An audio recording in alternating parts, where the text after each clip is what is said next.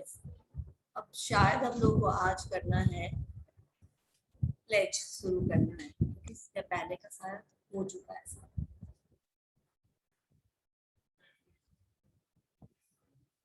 Termination of bailment, okay ठीक है।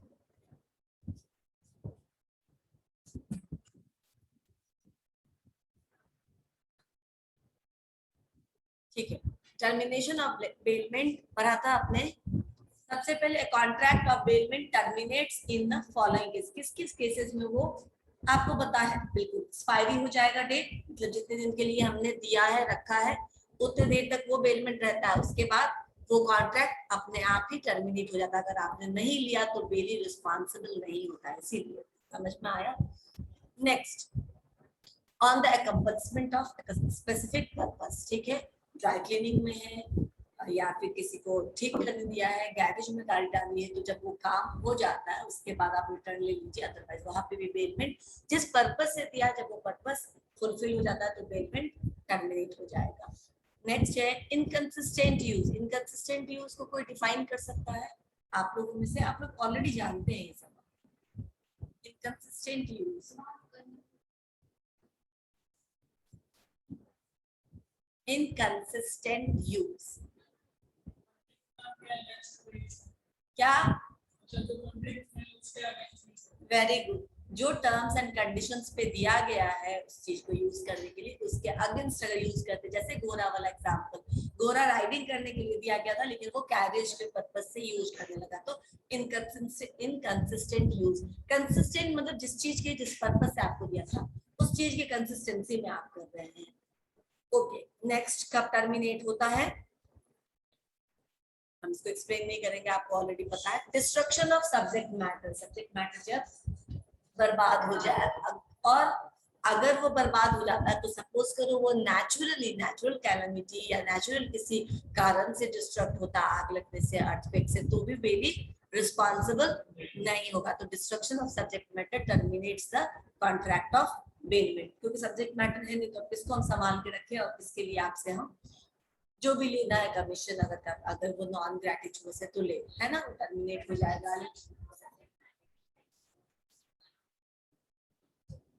Non perishable goods भी अगर खराब हो जाता है, ठीक है ना, देखो पेरिशेबल गुड्स के केस में तो अगर वो खराब हो गया, उसने अच्छे से रखा, लेकिन मान लो कोई खाने पीने की चीज है या कोई ऐसी चीज है जो एक्सपायरी डेट के साथ आती है, जो उसके बाद खराब हो जाएगी, तो फिर वो कितने भी अच्छे से रखेगा तो वो खराब हो गया, उसके लिए आप नहीं कर सकते। मैंने ये बताया था पेरिशेबल और नॉन पेरिशेबल केस में कि अगर कोई चीज संभाल के रखने लायक है, और बुक्स पेरिशेबल नहीं है, आप उसको साल भर 6 महीना संभाल के रख सकते हैं, लेकिन तब आप उसको क्या क्या फाड़वा दिया, ठीक है ना, कवर फटा है, नीचे का पेज गायब है, उस समय बेलर आपको क्लेम कर सकता है डैमेजेस के लिए, राइट। लेकिन अगर वो पेरिशेबल गुड्स ही है, ठीक है ना, कोई ऐसा सामान है जो खराब हो जाता, सपोज करो मैं अपना बटर बहुत सारा खरीदा था और मुझे घर जाना रहा, अभी फ्रिज बंद करके जाना, तो आप पड़ोस में दे देते, ऐसा करते हैं हम लोग अपने प्रैक्टिकल लाइफ में, है ना, दे देते कि रखिएगा। अब पेरिशेबल है, हम 2 महीने तक वापस ना आए तो उसने खा के खत्म कर दिया, ठीक है ना, ऐसे भी वो खराब ही हो जाता, राइट। तो फिर वहां हम डैमेजेस नहीं क्लेम कर सकते हैं। मैंने ये समझाने के लिए बताया था आपको। लेकिन डिस्ट्रक्शन ऑफ सब्जेक्ट मैटर का क्या मतलब हुआ कि वो सब्जेक्ट मैटर है ही नहीं, घोड़ा दिया था, घोड़ा मर गया, तो अब बेलमेंट किस चीज को मैं संभाल के रखूं, है ना, खत्म हो गया वो। अब मैंने उसका ड्यू केयर किया था, अच्छे से रखा था, खिलाया पिलाया, बेड को दिखाया, पर वो सरवाइव नहीं कर पाया, समाप्त हो गया, राइट, तो टर्मिनेट हो जाएगा। डेथ ऑफ बेलर और बेली, ये तो हर केस में होगा, है ना, इंडेमनिटी गारंटी के केस में भी ये होता है कि अगर गारंटर रहा ही नहीं तो आप किससे गारंटी क्लेम करोगे, तो वो टर्मिनेट हो जाता है। सिमिलरली बेलमेंट का भी खत्म हो जाता है with the death of baler या बेली, बेलर बेली में से कोई भी एक गया तो आपका टर्मिनेट हो जाएगा, फिर फर्दर कंटिन्यू नहीं करेगा, या उनके लीगल एयर उसके लिए रिस्पॉन्सिबल नहीं है। समझ में आया? नहीं, वही मैंने बोला, लीगल इसके बिहाफ पे नहीं आएंगे, आपका वो टर्मिनेट, फिर आपको फ्रेश बेलमेंट का कॉन्ट्रैक्ट करना पड़ेगा, ठीक है। The first bailment is terminated with the death of baler और बेली, दोनों में से अगर किसी का होता है तो, राइट। अब हम लोग आते हैं किस चीज पर? प्लेज पर। मैंने आपको बताया था कि बहुत मिलता जुलता है लियन और प्लेज। लियन क्या है या फिर बेलमेंट क्या है? लियन है हमने काम किया अपने लेबर, अपना टाइम, अपना मेहनत लगाया, लेकिन पैसा नहीं देगा तो होल्ड कर लिया, जब तक दोगे नहीं दूंगा नहीं, राइट। बेलमेंट क्या है, मैं अपने किसी पर्पज से अपना सामान आपको डिलीवर करती हूँ without transferring the title of that product, ठीक है ना, या जो भी सामान है उसका कोई टाइटल आपको ओनरशिप नहीं ट्रांसफर कर रही हूँ, लेकिन आपको गुड्स मैंने ट्रांसफर कर दिया। Now we are coming to pledge. क्या है प्लेज, क्या होता है मैं बताती हूँ। तो लोग देखते होंगे, हम लोग बैंक में जाते हैं जो गोल्ड लोन का जो गोल्ड लोन का एक्चुअल केस है वो प्लेज का है, ठीक है ना। हम बैंक से पैसे लेते हैं उनको सिक्योरिटी दे करके, ठीक है ना। हम ऐसा नहीं कि सीधा जाकर पर्सनल लोन कोई सिक्योरिटी नहीं देते, तो देते हो बस अपना सैलरी स्लिप दे देते हो, देखो मैं इतना अर्न करता हूँ, मैं तुम्हारा इंस्टॉलमेंट पे कर सकता हूँ, मुझे तुम इतनी मुझे इतना पर्सनल लोन चाहिए, आप दे दीजिए, यही करते हैं ना हम बैंक में। लेकिन अगर हमको गोल्ड लोन लेना होता है, अगर हमारे पास एडी क्लास में है, ठीक है, और अभी से फोन मत करो, आ जाए क्या, हाँ क्लास में भी है, बाय।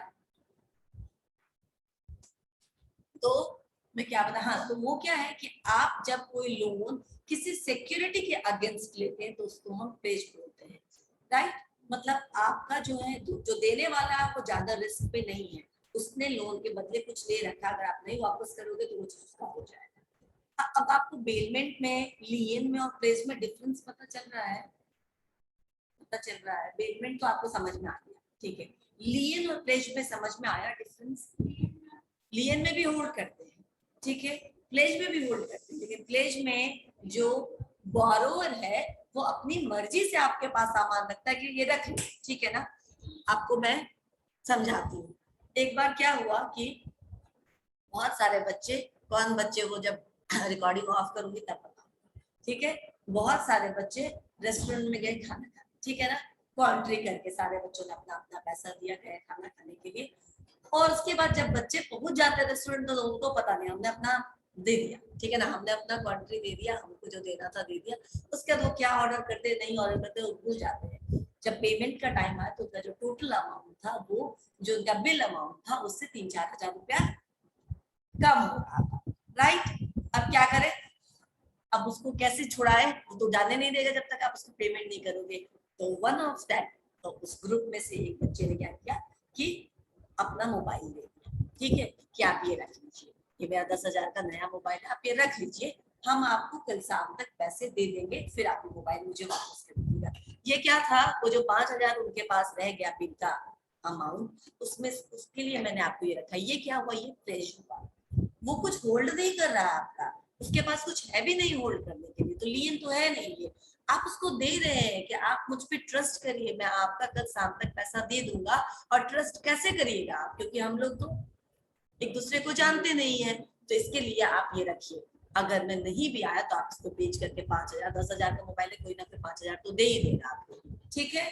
समझ में आया, this is what pledge means, okay. तो गांव घर में हम जब किसी से पैसा लेने जाते हैं तो अपना डॉक्यूमेंट, प्रॉपर्टी का डॉक्यूमेंट दे सकते हैं, गोल्ड दे सकते हैं, जो भी हमारे पास असेट्स है, वैल्यूएबल्स है, उसके अगेंस्ट जब हम पैसा लेते हैं तो उसको हम बोलते हैं प्लेज, ठीक है।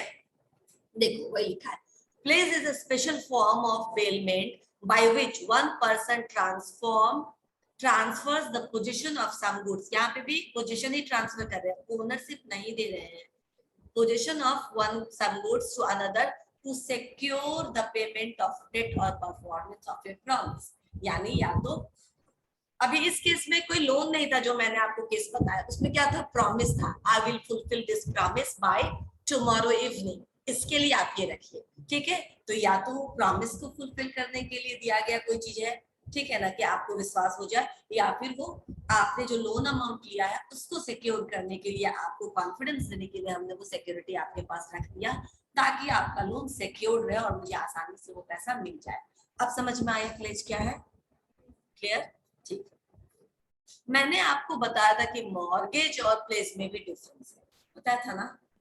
अब आपको लगता होगा इसमें क्या डिफरेंस हो सकता है, बहुत माइनर डिफरेंस है, इसी चैप्टर के लास्ट में मैं आपको बता दूंगी, ठीक है। Now according to 172 the bailment of goods as security for payment of debt or performance of a promise is called pledge, clear। Promise के परफॉर्मेंस के लिए या फिर लोन को सिक्योर्ड लोन लेने के लिए जो चीज हम देते हैं किसी को फॉर सिक्योरिटी पर्पसेस, उसको ही हम प्लेज बोलते हैं। यहाँ पे भी दो पार्टी है, वहां पे बेलर और बेली था, यहाँ पे पॉनर एंड पॉनी है, ठीक है, जिसको प्लेजर एंड प्लेजी भी बोलते हैं। बहुत सारे बुक में इसके लिए प्लेजर एंड प्लेजी भी यूज किया गया है, कोई कंफ्यूजन मत करना। प्लेजी, pony, पॉनर, pleasure, yes correct, confusion नहीं, दोनों ही टर्म में आप सिंपली इसको समझ सकते हैं। नाउ अब आपको ये एग्जांपल देने की समझाने की मुझे जरूरत नहीं, क्योंकि ऑलरेडी आपको प्लेज समझ में आ गया है। Now essentials of a pledge क्या क्या है? प्लेज इज आल्सो बेलमेंट, ठीक है ना। Pledge is a bailment of goods in the form of security. वहां पे आपका पर्पस कुछ भी हो, आपको सामान के रख रखाव के लिए दीजिए, आप कहीं बाहर जा रहे दीजिए, या किसी यूज के पर्पस से दीजिए। अच्छा ठीक है, जब हम प्लेस करते हैं तो यूज के पर्पस से देते हैं क्या? नहीं, रखने के लिए दिया है। कल शाम तक अगर हम पैसा नहीं देंगे तब तुम यूज करना, अभी तुम यूज कर मत करने लगना, नहीं तो दूसरा पार्टी फिर क्लेम करने लगेगा। क्लियर? बिल्कुल, टाइम जब तक का टाइम है तब तक के लिए हमने आपको उसको रखने सिक्योरिटी पर्पस से दिया, यूज के पर्पस से नहीं दिया है। तो ये जो प्लेस है ये भी एक बेलमेंट ऑफ गुड्स है, जहाँ पे आप सिक्योरिटी पर्पस से देते हैं अपने सामान को रखने के लिए, लोन या डेट उनसे लेने के लिए, ठीक है। ओनली मूवेबल गुड्स, तो एक बहुत बड़ा डिफरेंस जो है प्लेज और मॉर्गेज में भी। मॉर्गेज हमेशा प्रॉपर्टी का किया जाता है, इमूवेबल गुड्स का किया जाता है, जबकि प्लेज मूवेबल गुड्स का किया जाता है। ये तो डिफरेंस याद रहेगा, मूवेबल एंड इमूवेबल, सिर्फ एक डिफरेंस है, इसके अलावा भी डिफरेंसेस है मॉर्गेज एंड प्लेज में। पर ये एक आप जान लीजिए कि मॉर्गेज हमेशा इमूवेबल प्रॉपर्टी का होता है, जबकि प्लेज मूवेबल प्रॉपर्टी का होता है। आएंगे हम उस पॉइंट पे भी।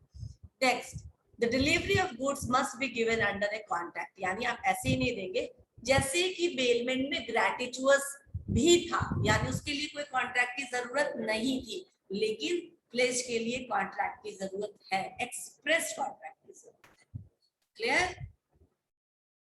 There must be a transfer of position of goods from pawnor to pawnee, जैसे कि बेलर टू बेली था वैसे ही ये सिंपल है, एक जगह से दूसरी जगह गुड्स को ट्रांसफर करेंगे तभी तो प्लेज होगा। क्लियर? इसमें कहीं कोई कंफ्यूजन? और आपको साथ साथ बेलमेंट और प्लेज में डिफरेंस भी समझ में आ रहा है कि बेलमेंट ग्रेटिचुअस नॉन ग्रेटिचुअस दोनों हो सकता है, लेकिन ये सिर्फ और सिर्फ नॉन ग्रेटिचुअस ही होगा, यानी कॉन्ट्रैक्ट इसके लिए करना ही पड़ेगा, राइट? सिर्फ मूवेबल गुड्स का होगा। ओके, तो ये डिस्टिंक्शन है, मेरे ख्याल से इतना ही है, ये आपको ऑलरेडी पता है। Bailment for any purpose, safe custody use, किसी भी चीज के लिए आप डाल दो, लेकिन pledge for security amount of payment of debt, right, या performance of a promise.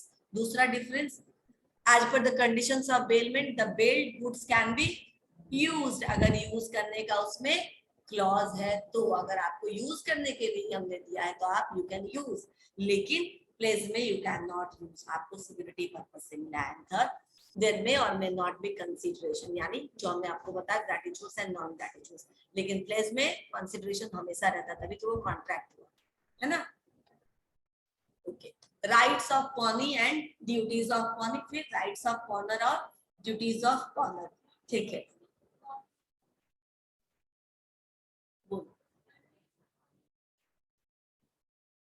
Pledge में पॉनर एंड पॉनी किसको बोलेंगे? अभी मैंने बताया था ना, पॉनर पॉनी किसको बोलेंगे, बताया था कि नहीं? पॉनर, कोई बात नहीं बताती हूँ, मैंने ये भी बताया था कि पॉनर को प्लेजर भी बोलते हैं और पॉनी को प्लेजी भी बोलते हैं, ठीक है। अभी वाला जो एग्जांपल हमने लिया उसमें पॉनर किसको बोलेंगे? जिसने छोड़ा, ठीक है ना, और जिसके पास गया वो पॉनी या प्लेजी, ठीक है, क्लियर? जिसने डिलीवर किया वो पॉनर होंगे, जिसके पास गया वो पॉनी। जो बेलर को नहीं, क्योंकि बेलमेंट में प्लेस अलग है ना, अभी तो मैंने बताया कि सिमिलर है लेकिन डिफरेंट डिफरेंट भी है। डिफरेंसेस बहुत माइनर है, लेकिन वो माइनर डिफरेंसेस आपको ध्यान में रखना पड़ेगा, तभी तो हमने आपको डिफरेंस बताया, ठीक है। सही हुआ तुमने कि ऑलमोस्ट एक जैसा है, लेकिन फिर भी कुछ डिफरेंसेस है जो हमने अभी देखा बेलमेंट और प्लेज में। तो यहाँ पे बेलर एंड बेली को हम प्लेजेंट प्लेजी नहीं बोलेंगे, ठीक है ना, उसके लिए एक्सप्रेस कॉन्ट्रैक्ट साइन करके ही आप प्लेजेंट प्लेजी हो सकते हैं, right? It's a special type of bailment. Pledge is special type of bailment where goods are delivered for security purpose. For the purpose क्या है? Payment of loan or performance of a promise. Right? Use करने के लिए नहीं है. ठीक है ना? मैं बैंक को ये नहीं बोल सकती कि मैं भी 4 महीने के लिए आउट ऑफ स्टेशन जा रही हूँ तो आप मेरा गोल्ड सामान के रखिए. उसके लिए आप क्या यूज करते हैं? उसके लिए आप दूसरा चीज यूज करते हैं, इसको लॉकर बोलते हैं. Locker is not pledge. Locker is bailment but locker is not pledge. अब समझ में आया? लॉकर में जो भी आप अपने असेट्स रखिए, क्या उसको हम प्लेज बोल सकते हैं? नहीं ना, क्योंकि क्या है, हम किसी चीज के अगेंस्ट थोड़ी ना लॉकर में सामान रखते हैं. नहीं क्लियर हो रहा है या हो गया? लोन लेते हैं, ठीक है ना, 2 लाख रुपए ले लिया, 2 लाख का गोल्ड उनको दे दिया, तो वो कहाँ रखेंगे? उनकी मर्जी ना. हम उनको बोलेंगे कि मेरा लॉकर है यहाँ पे, उसमें रख लीजिए? नहीं बोलेंगे ना. तो वो बेलमेंट हो जाएगा, वो प्लेज नहीं होगा. प्लेज कब होगा? जब आपको जो मन है करें. हम जब आपका पैसा वापस कर देंगे तो फिर हम यही चीज अपना वापस लेकर जाएंगे. That becomes pledge. तो स्पेशल टाइप ऑफ बेलमेंट को, लेकिन bailment with certain conditions. Clear? इसलिए वहां पे प्लेजेंट प्लेजे नहीं बोलेंगे, यहीं पे प्लेजेंट प्लेजे. क्लियर हुआ संजलि? ठीक है. Rights of pawnee. मैं इसका आपको एग्जांपल आगे भी दूंगी, ठीक है ना, तो आपको क्लियर होता चला जाएगा. अब राइट्स ऑफ पॉनी में चलते हैं. ठीक है, राइट्स ऑफ पॉनी. पॉनी कौन हुआ? जिसको गुड्स दिए हैं, जिसको गुड्स डिलीवर किया. ठीक है ना, तो उसका एक पहला राइट है right to retain. Right to retain का मतलब the pawnee may retain the goods pledged not only for the payment of debt or performance of promise but also for the interest of debt. ठीक है ना, loan amount अगर आपने पे कर भी दिया प्रिंसिपल अमाउंट, तो अगर इंटरेस्ट नहीं पे किया तो तब तक भी वो उसको रिटेन करके अपने पास रखेगा, उसको ये हक है. और उसके बदले में अगर उसने कुछ नेसेसरी एक्सपेंसेस इनकर किया है तो वो भी आपको पे करना पड़ेगा. ठीक है, अगर कोई नेसेसरी एक्सपेंसेस इनकर्ड हुआ है पॉनी द्वारा तो ही कैन क्लेम दैट. तब तक वो अपने पोजीशन में रख सकता है उस सामान को. Clear? Right of particular lien. इसमें कौन सा लियन का राइट है? पर्टिकुलर लियन, यानी कि जो सामान आपके पास रखा गया है आप सिर्फ उसी सामान को होल्ड कर सकते हैं. जैसे मैंने गोल्ड लोन का केस दिया आपको. गोल्ड लोन की इसीलिए मैंने कहा था बैंक्स को सर्टेन कंडीशंस में जनरल लियन का हक है, लेकिन सर्टेन कंडीशंस में सिर्फ पर्टिकुलर लियन का केस है. इस केस में देखो, जब हम उससे मकान बनाने के लिए लेते हैं, ठीक है ना, मान लो हमने 10-20 लाख का लोन लिया, घर बनाया और हमने उसको पैसे वापस नहीं किए, ठीक है, और ये मकान भी बेच दिया या मकान भी मान लो नहीं बनाया और पैसे खत्म कर लिया था, हाउसिंग लोन लेकिन बनाया नहीं, खत्म हो गया, तो वो हमारे प्रॉपर्टी को कर लेता है ना क्लेम, रख लेता है ना अपने पास. जो उसके पास नहीं है वो भी क्लेम कर लेता है अपना वो लोन. तो वो जनरल लियन हुआ ना, जो है उसी से वो अपना लोन अमाउंट निकाल लेगा. लेकिन यहाँ पे प्लेज में जो हमने उसको दिया है, जब वो एक प्लेजर है, प्लेजी है या पॉनी है, उस समय वो क्या करेगा? उसके पास जो गोल्ड लोन है वही वो रख सकता है, और कुछ आपका ले सकता है उसके बदले में नहीं ले सकता है.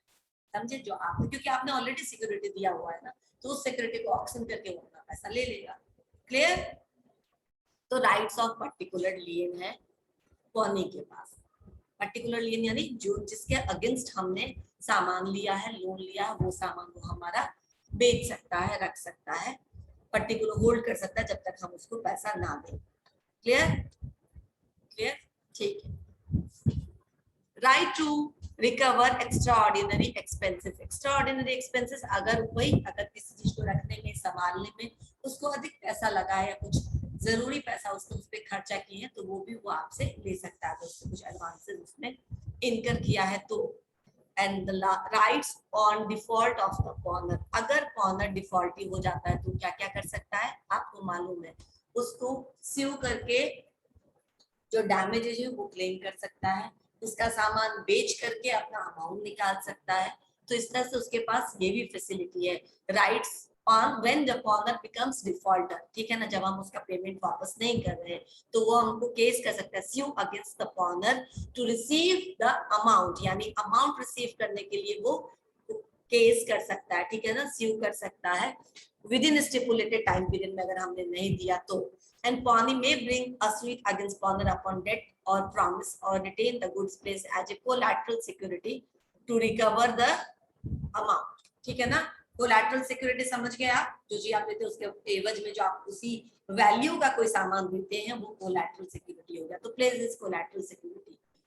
Now sell the goods after giving a notice of sale. आप ऐसे नहीं सेल कर सकते, आपको सबसे पहले क्या करना चाहिए, अगर आप वो गोल्ड ऑक्शन करने वाले हैं तो सबसे पहले आप नोटिस, मेक श्योर कि वो नोटिस आपने दिया है और उसके पास पहुंच गया. तो इसके लिए आपके तरफ से एक अटेम्प्ट होना चाहिए. आपसे अगर बाद में वो क्लेम करता है कि मैं दे ही देता है, मुझे नोटिस भी नहीं दिया, मेरे दिमाग से निकल गया, तो व्हाटएवर कोई भी बहाना बना सकता है अपने. और तो वो बोल सकता है कि हमने ये कोशिश की आपको इन्फॉर्म करने की, एक बार दो बार इन्फॉर्म किया, अब तब भी आप टर्न अप नहीं हुए, तब हमने ये बेचा. तो एक रीजनेबल नोटिस देना जरूरी है. ठीक है ना. The pawnee may sell the goods placed on giving a pawner reasonable notice of sale or recover any deficiency arising from the pawner if the proceeds of sale are more than the amount due. अब क्या है इसमें, अगर आप gold ज्यादा value का है, loan हमने सिर्फ 2 लाख लिया था, लेकिन गोल्ड आपको 3 लाख तक का दे दिया था कि आप रखिए, तो मान लो, या फिर जो हमने बेचा ऑक्शन किया उसमें ज्यादा वैल्यू मिल गया, 5 लाख मिल गया, तो एक्सेस क्या होगा, surplus should be return to the. ठीक है ना, जो एक्सेस है वो आप रिटर्न भी कर दीजिए, यानी कि आप अपना लोन अमाउंट निकालने के बाद जो बचा हुआ है that should be given back to the pawnor. ठीक है, क्लियर हुआ. अब हम ड्यूटीज ऑफ पॉनी, बहुत शॉर्ट में मैंने लिखा है ताकि तुम्हें कंफ्यूज नहीं हो. इसी को हम समझते हैं ड्यूटीज ऑफ पॉनी. अभी राइट्स ऑफ पॉनी देखा ना, अब ड्यूटीज क्या है, to take reasonable care of goods pledged. ठीक है, जो भी आपके पास सामान हो उसका आप रीजनेबल केयर करिए. उसके बाद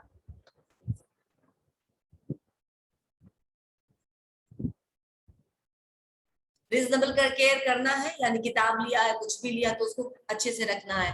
कोई भी सामान, जो भी गोल्ड है, तो जब तक की टाइम पीरियड है तब तक आपको सेफली रखना है ताकि कोई दगड़ ना हो जाए, नहीं तो आप रिस्पॉन्सिबल हो जाएंगे, बैंक रिस्पॉन्सिबल हो जाएगा. Not to make unauthorised use of goods pledged, क्योंकि गुड्स तो ऐसे भी प्लेस में यूज करने के लिए नहीं दिया जाता है, सिक्योरिटी के पर्पज से दिया जाता है.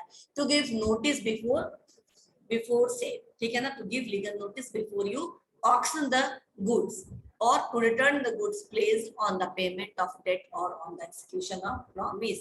जैसे कि उन्होंने आपको पैसा 5,000 दे दिया तो आप उनका मोबाइल वापस कर दीजिए. ठीक है ना, तो जो प्रॉमिस हो जाता है फुलफिल, या फिर जो पर्पस से वो पूरा हो जाता है, या हमने रिटर्न कर दिया आपका अमाउंट, तो आप हमारा चीज वापस कर दीजिए. ये सारे ड्यूटीज है पॉइंट के, मैंने शॉर्ट में लिखा है, इलैबोरेट लेके आप कर सकते हैं इसको एक्सप्लेन, है ना, सिर्फ पॉइंट लिख दिया है.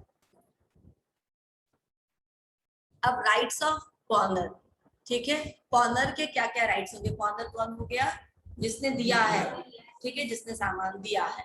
Rights to get back goods, वापस on the repayment of loan और on the performance of the promise he can claim the goods he have given as security.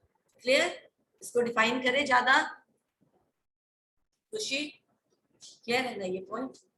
ठीक है, okay. Next, to redeem the goods. Redeem the goods का मतलब क्या हुआ, if a time is fixed for the payment of debt और execution of promise for which pledge is made and pawnor makes a default. अगर एक time period fix है payment के लिए या परफॉर्मेंस ऑफ प्रॉमिस के लिए, और उस दौरान जो पॉनी है वो नहीं पॉनी है वो नहीं फुलफिल कर पाता है, अपना नहीं दे पाता है, या प्रॉमिस नहीं कीप कर पाता, तो क्या कर सकता है वो, redeem the goods. He may still redeem the goods pledged at a subsequent time before the actual sale of goods.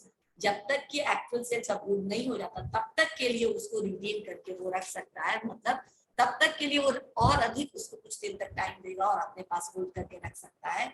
लेकिन ऐसे में जो भी एडिशनल कॉस्ट या एक्सपेंसेस उसका खर्चा हुआ है वो भी वो क्लेम करेगा जब उसको वो अमाउंट वापस करने आएगा तब.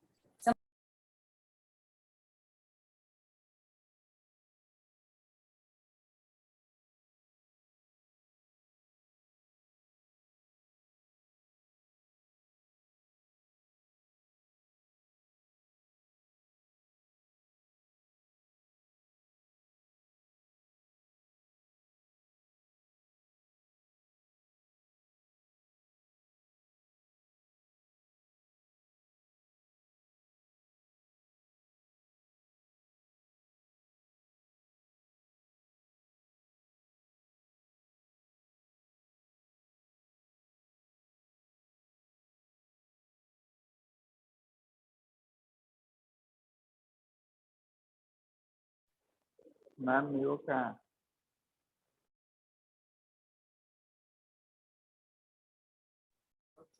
ठीक है। Now right to enforce preservation. Preservation का मतलब वो बिल्कुल आपको बोल सकता है कि हमारे सामान को अच्छे से रखना, मेंटेन करके रखना, क्योंकि यूज के पर्पज से नहीं दिया तो मैं जैसा दे के जा रहा हूँ मैं वैसा ही इसको लेकर जाऊंगा, ठीक है ना। वहां पे भी था क्या, स्पेसीज में गुड्स रिटर्न करना होता था, लेकिन फॉर्म आप चेंज कर सकते थे क्योंकि वो पर्पज से दिया गया है, साफ करने के पर्पज से, ठीक करने के पर्पज से। लेकिन यहाँ कोई पर्पज नहीं है, सिर्फ सिक्योरिटी पर्पज से, तो आपको आप पर वो इन्फोर्स कर सकता है। अगर आपने उसके साथ सामान के साथ छेड़खानी की या तोड़ ताड़ दिया या खराब कर दिया तो वो इसके लिए वो क्लेम करेगा, ठीक है ना, वो क्लेम कर सकता है। इसीलिए राइट टू इन्फोर्स प्रिजर्वेशन बोलते हैं। ठीक से सामान को सुरक्षित रखने का जो राइट है वो है कॉलोनी के पास। क्लियर? नहीं नहीं, इन जनरल भी गाँव वगैरह में लेते हैं ना, हम किसी से पैसा लेते हैं तो कुछ अमाउंट ले लेते हैं। वो तो मैंने एक एग्जांपल आपको बताया जो आसानी से आपको समझ में आ जाए। जरूरी नहीं कि only banking institution are there as a नहीं हो सकता। हाँ, वो ऑफिस से। ठीक है। Duties of pawnor. अब कॉर्नर के ड्यूटीज क्या है?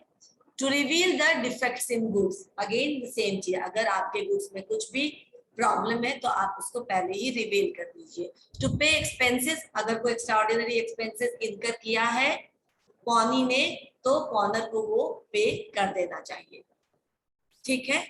Next, to pay debt, interest and other expenses. क्या क्या पे करना पड़ेगा? जो आपने लोन लिया है।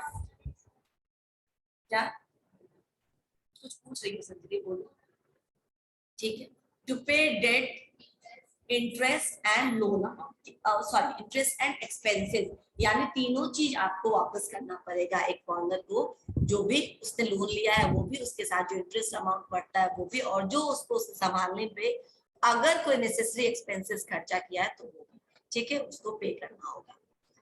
Difference between lien and pledge. लो तुम्हारे लिए मैंने डिफरेंस भी मैंने I have everything given to you, ठीक है ना, आपको बहुत ज्यादा सर्च नहीं करना पड़ेगा। फिर भी मैं बोलूंगी कि आप बुक्स को पढ़िए, कुछ ना कुछ उसमें फिर भी एक्स्ट्रा होगा, क्योंकि this is a very customised product है ना जो मैं दे रही हूँ।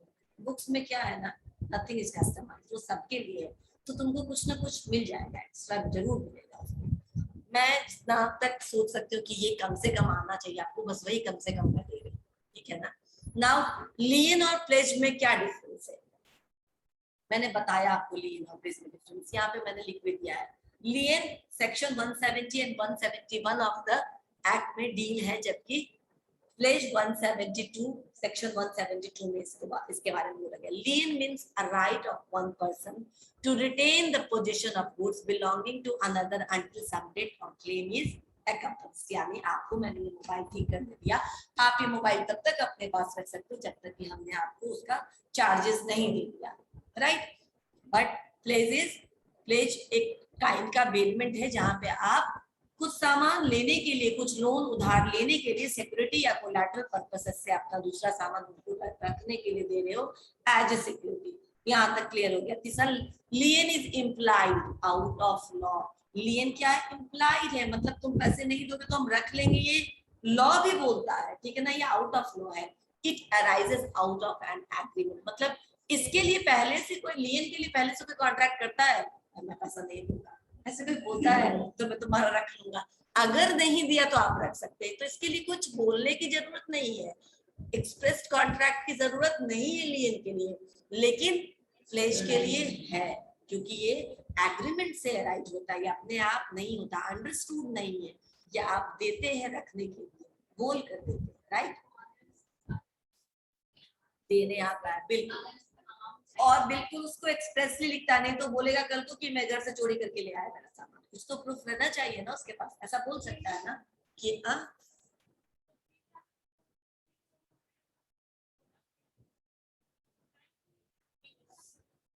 इसीलिए तो वो लिखवा के लेता है ना कि अगर आप कहीं से चोरी भी करके लाए तो बैंक कहाँ से पता करके चलेगा कि आप चोरी करके लाए, तो एटलीस्ट आपने लिख के दिया कि ये सामान मैंने बैंक को डिपॉजिट में दिया है और इसके अगेंस्ट में लोन ले रहा हूँ, तुम कहाँ से लाए तुम्हारी प्रॉब्लम है, राइट। बैंक के पास तो तुम दिए हो है ना, तुम्हारे एंड से आया ना मेरे पास, इसीलिए एक्सप्रेस एग्रीमेंट से राइज होता है।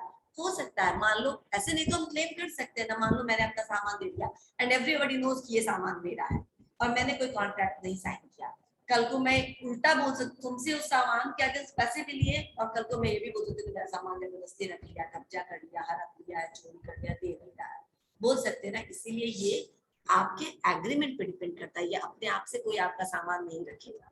क्लियर, समझ में आया ना? Its purpose is to compel another person to pay his debt. अब इसका पर्पस क्या है? दूसरे व्यक्ति को जिससे आपको पैसा लेना है उसको बाध्य करना है, उसको मजबूर करना है कि वो जो अमाउंट जिसके बदले में हमने ये सर्विसेज दिया है वो मुझे पे कर दे। इसीलिए नाम लियन कर लेते हैं, उसका सामान रख लेते हैं कि नहीं तब तक नहीं लेना सामान, ताकि वो मुझे दे दे। लेकिन प्लेज का पर्पस क्या है? लोन लेना, अपना काम करना, ठीक है ना? आसान लोन है वो। आपको अगर इतनी सैलरी नहीं है जो जिसके ऊपर आपको पर्सनल लोन मिल सके, कॉमर्शियल लोन मिल सके, तो आपके पास अगर कुछ असेट है तो आप उसको दे करके आराम से ले लो, और जब आपका काम हो गया आप पैसा दे दो, सामान ले लो। ना बैंक नुकसान में है ना आप नुकसान में, या फिर आप जिसको दे रहे हो वो भी रिस्क में नहीं। तो प्लेज में जीरो रिस्क है, राइट? आगे चले, ठीक है। There is no right to sell goods. किस केस में हम सेल को नहीं, गुड्स को नहीं सेल कर सकते हैं? लियन के केस में, क्योंकि हमने जबरन किसमें? प्लेज में कर सकते हैं, लेकिन प्लेज में भी नोटिस देने के बाद। हाँ, तो यही डिफरेंस है। लियन के केस में आप गुड को सोल्ड नहीं कर सकते हो, बस रख सकते हो, उसको कस पहुंचा सकते हो कि तुमको तब तक फोन नहीं देंगे, तुम जाओ कैसे बात करोगे कल, ठीक है ना? ऑनलाइन क्लासेस में बिना फोन के काम चलेगा नहीं। फोन ठीक कराया लेकिन पैसा नहीं दे रहे तो हम फोन नहीं देंगे, देना ही पड़ेगा ना, दिक्कत हो रही है ना, तो कहीं ना कहीं से ला कर तो तुमको पैसा देंगे।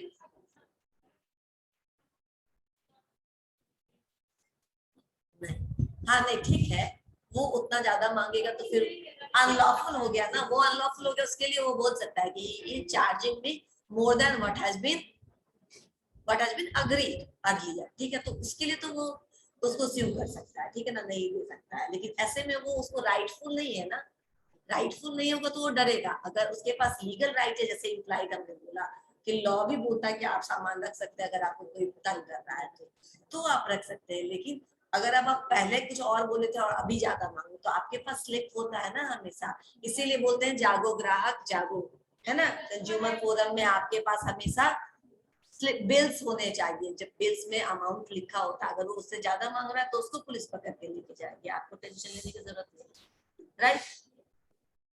लेकिन प्लेज के केस में pawnee can sell the goods pledge after giving reasonable notice, ठीक है ना? अचानक से वो भी नहीं करेगा, नोटिस देने के बाद ही सेल करेगा। Right of लियन is loss if the position is loss, ठीक है? इसका मतलब, ठीक किया, रख लिया, मेरे ही दुकान में चोरी हो गई, ठीक है ना? मुझे पैसा लेना था, मैं होल्ड करके रखा हुआ हूँ, अब चोरी हो गया, तो अब हम होल्ड क्या करेंगे? Right of लियन is loss. अब हम कोई दूसरा सामान पकड़ के नहीं लाएंगे होल्ड करने के लिए, वो तो ऑलरेडी चला गया, ठीक है? तो क्या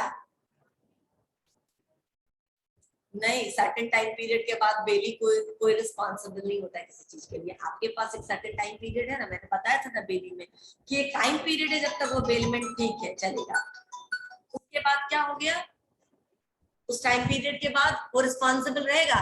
आपको एक केसेस याद रखिए, इसीलिए एग्जांपल्स में देती हूँ। लाइक मैंने आपको बुक बाइंडर वाला एग्जांपल दिया था कि book binder reasonable time period में अगर वापस कर देता तो कोई बात नहीं, लेकिन अगर आग लगी, नेचुरली आग लगता, लेकिन वो 2 दिन का जो उसने टाइम मांगा था उस 2 दिन के अंदर वो आग लग जाती और बुक्स डैमेज हो जाता, जल जाता, तो फिर कोई जो बेलर है वो क्लेम नहीं कर सकता है। लेकिन 10 दिन 12 दिन 1 महीना रखने के बाद आग लगा तो आपने अनरीजनेबल टाइम दिया ना, आपने बहुत ज्यादा टाइम दे दिया, उस बीच में कुछ हुआ और नुकसान हुआ, तो यहाँ हम क्लेम कर सकते हैं। समझ में आया? तो इस केसेस में आप पैसा नहीं दे रहे इसलिए मैंने लियन करके रखा, आप देते तो मैं उसी समय दे दिया रहता, तो आपकी वजह से मुझे इतना दिन होल्ड करना पड़ा और अब आग लगी तो वो जल गया। लेकिन हुआ क्या कि अब मैं कोई दूसरा सामान आपका नहीं ले सकता होल्ड करने के लिए, मेरा राइट ऑफ लियन खत्म हो चुका, ठीक है? सामान खत्म हो गया तो राइट ऑफ लियन खत्म हो गया। अब रखेंगे क्या? है ही नहीं कुछ, क्योंकि जो इसमें होता है उसी को आप होल्ड करते हो ना लियन में। Okay, pledge is terminated as soon as the debt is paid and goods are return, ठीक है ना? प्लेज तुरंत टर्मिनेट हो जाता है, जैसे तुमने लोन वापस किया, तुमको सामान तुम्हारा वापस मिल गया एंड प्राइस इज ओवर। हो गया, ये डिफरेंसेस समझ में आ गई? ठीक है। अब हमारा नेक्स्ट होगा कुछ, देखते हैं। अभी तक बच्चे ज्वाइन ही कर रहे हैं या बार बार निकल जाते हैं?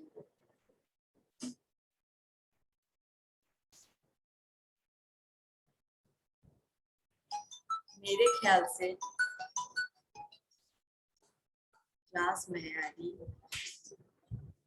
क्लास। अब तो आप लोग को ये सारा पता ही है, एग्रीमेंटेड टाइप्स मालूम है, बेलमेंट मालूम है। मैं एक बार बस ऐसे ही बोल देती हूँ, कैपेसिटी ऑफ पार्टीज मालूम है, consideration, contingent, quasi, free consent, lapse of offer, law of agency, offer and acceptance, quasi contract, special contract, सब मालूम है। स्पेशल कॉन्ट्रैक्ट के अंदर क्या था? Indemnity and guarantee. ठीक है, तो ये सब क्लियर है। इसका मतलब अब आपका कॉन्ट्रैक्ट एक्ट इज ओवर, सिर्फ एक एक्ट खत्म हुआ है अभी तक, माइंड इट। तो समझ लो कि कितना बड़ा तुम्हारा सिलेबस है। क्या हम सेल्स ऑफ गुड्स एक्ट शुरू करें फिर नेगोशिएबल इंस्ट्रूमेंट एक्ट पे चलेंगे? जल्दी बोलो। सेल्स ऑफ गुड्स एक्ट इसलिए क्योंकि अभी गुड्स हमने आपको पढ़ाया है, तो गुड्स क्या है वो आप समझ जाएंगे। छोटा एक्ट भी है, जल्दी खत्म भी हो जाएगा, यू विल बी हैप्पी कि चलो 2 एक्ट खत्म हुआ, राइट? क्योंकि इससे थोड़ा बड़ा है negotiable instrument sales of goods act से। ठीक है, सेल्स ऑफ गुड्स एक्ट में शेयर करते हैं। आप लोगों को ओवरलोड नहीं हो रहा ना, इंफॉर्मेशन ओवरलोड, या मोनोटोनस लग रहा है? क्योंकि सी सब कुछ तुम्हारे लिए ही है, लेकिन जब तक तुमको समझ में आता तब तक ही पर्पस फुलफिल होता है। आपको समझ में आना बंद हो जाएगा तो पर्पस खत्म। थोड़ा सा और टाइम दे देते हैं, ठीक है ना, 15-20 मिनट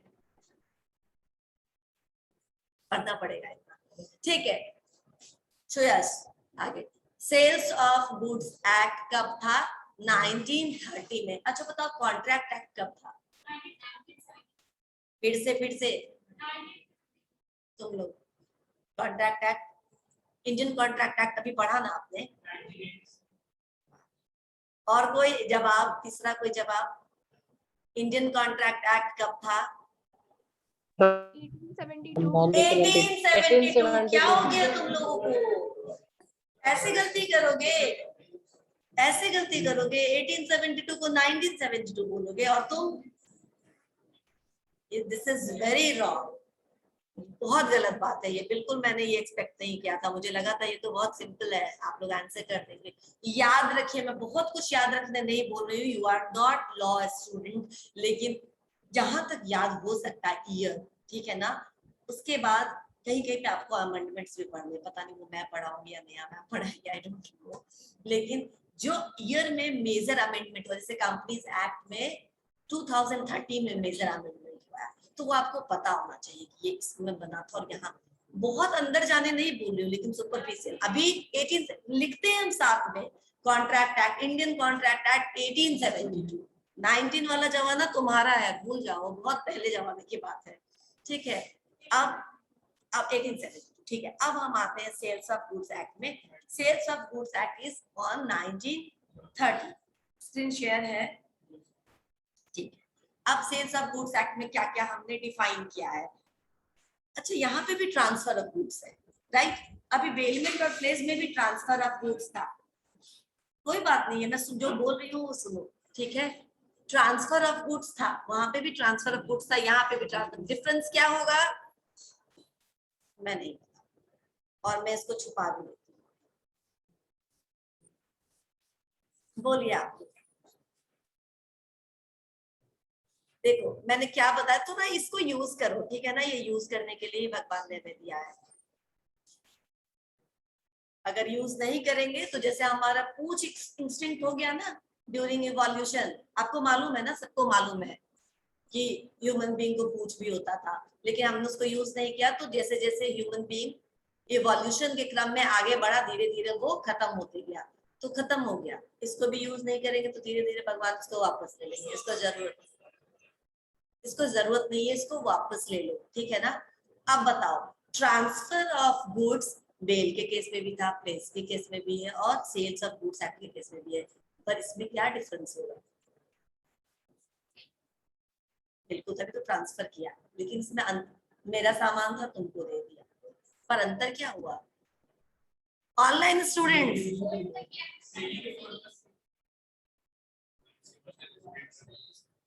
ठीक है, वो तो हमने ग्रेटिचुअस नॉन ग्रेटिचुअस पेमेंट में भी उसके बदले में उसको कुछ पे, सिंपल, सबसे इंपॉर्टेंट। अच्छा ठीक है, ऑनलाइन स्टूडेंट, क्या आप लोगों में से कोई आंसर कर सकता है कि हमने अभी जो पढ़ा बेलमेंट फिर प्लेज, आप लोग सोचो अभी खत्म नहीं हुआ, तुम लोग पढ़ा, और सेल्स ऑफ गुड पढ़ने वाले हैं, ठीक है। हमने बोला कि हम तीनों ही केसेस में ट्रांसफर ऑफ गुड्स या प्रॉपर्टी करते हैं, तो सेल्स ऑफ गुड्स में किस तरीके से ये ट्रांसफर डिफरेंस है? जैसे बेलमेंट में किसी पर्पस से करते हैं या सेफ कस्टडी से करते हैं, एक मिनट। प्लेज में अमाउंट को, लोन अमाउंट को सिक्योरिटी देने के लिए कोलैटरल के रूप में हम उसको देते हैं, ट्रांसफर करते हैं अपना valuables. Good, sales of goods में किस पर्पस से ट्रांसफर करते हैं?